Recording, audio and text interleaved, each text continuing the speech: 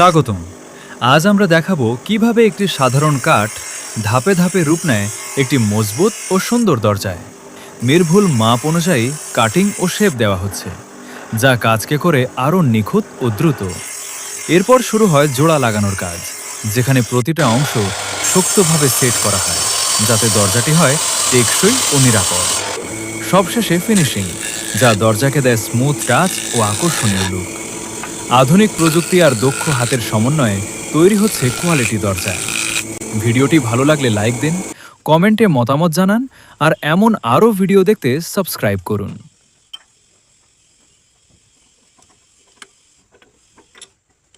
স্বাগতম। আজ আমরা দেখাবো কিভাবে একটি সাধারণ কাঠ ধাপে ধাপে রূপ নেয় একটি মজবুত ও সুন্দর দরজায়। প্রথমে বাছাই করা হচ্ছে ভালো মানের কাঠ।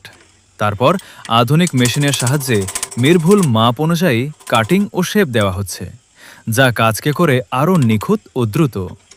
এরপর শুরু হয় জোড়া লাগানোর কাজ, যেখানে প্রতিটা অংশ শক্তভাবে সেট করা হয় যাতে দরজাটি হয় টেকসই ও নিরাপদ।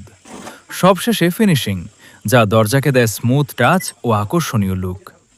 আধুনিক প্রযুক্তি আর দক্ষ হাতের সমন্বয়ে তৈরি হচ্ছে কোয়ালিটি দরজা। ভিডিওটি ভালো লাগলে লাইক দিন, কমেন্টে মতামত জানান, আর এমন আরও ভিডিও দেখতে সাবস্ক্রাইব করুন।